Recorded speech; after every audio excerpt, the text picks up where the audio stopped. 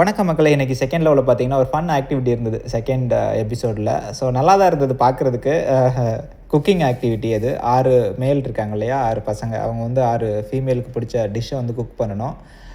அத வந்து அவங்க சாப்பிட்டுட்டு அதில இம்ப்ரெஸ் ஆகுறாங்களா இல்லையா? அப்படிங்கிறது தான் அந்த ஆக்டிவிட்டி.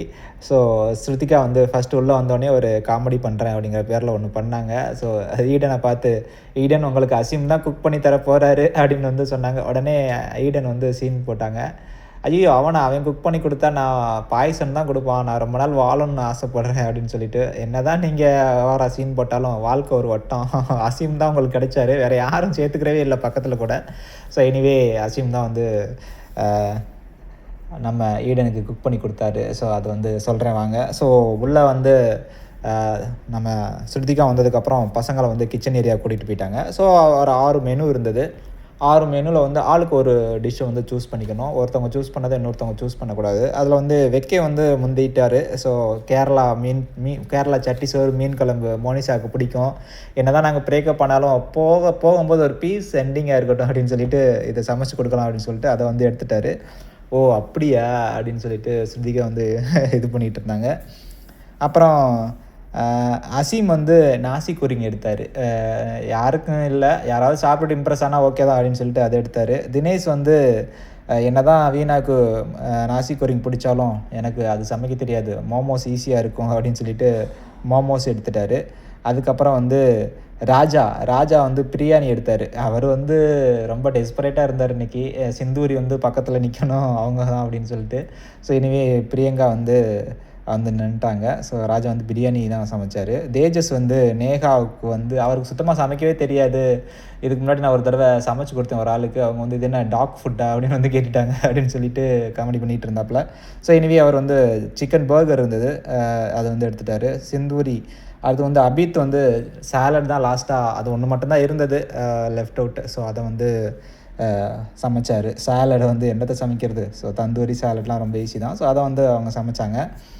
ஸோ இப்ப என்ன நடந்துச்சு அப்படின்னு பார்த்தீங்கன்னா, நம்ம மோனிஷாவுக்கு வந்து இப்ப பொண்ணுங்கள வர வச்சுட்டாங்க. ஸோ உங்களுக்கு பிடிச்ச இடத்துல போய் நில்லுங்க அப்படின்னு சொல்லிட்டு. மோனிஷா வந்துட்டு தயங்கி தயங்கி ஒரு வேள நம்ம தான் பிரேக்கப் பண்ணிட்டாரே நம்ம வெக்கே, ஒரு வேள அவர் பக்கத்துல நிக்கிறதுக்கு ஒரு மாரியா இருந்துச்சு போல. அசீம் பக்கத்துல போய் போய் நின்டுகிட்டே இருந்தாங்க. அதுக்கப்புறம் தெரிஞ்சிருச்சு நம்மளுக்கு தான் வெக்கே குக் பண்றாரு அப்படின்னு சொல்லிட்டு. அதுக்கப்புறம் தைரியமா இங்க போய் நின்னுட்டாங்க. அதுக்கப்புறம் ஈடன் தான் சுத்தி சுத்தி வந்துகிட்டு இருந்தாங்க. ஒவ்வொரு ஆள்கிட்டவே நின்னுட்டு இருந்தாங்க. அங்கிட்டு அ நம்ம அபித்கிட்ட நின்டாங்க. அங்க விரட்டி விட்டானுங்க. அப்புறம் வந்து தேஜஸ் பக்கத்துல போக முடியாது. ராஜாட்ட நின்டாங்க. அங்கே பிரியங்கா வேற இடத்துக்கு போன்னு சொல்லிட்டு அனுப்பி விட்டாங்க. ஸோ கடைசியில ஈடனுக்கு வந்து கிடைச்சது அசீம் தான். ஸோ அவர் எதுவும் சொல்லல. பெரிய மனப்பான்மையோட என்னதான் சண்டையா இருந்தாலும் அத பத்திலாம் பேசல. நல்லா கூப்பிட்டு நிக்க வச்சுக்கிட்டாரு.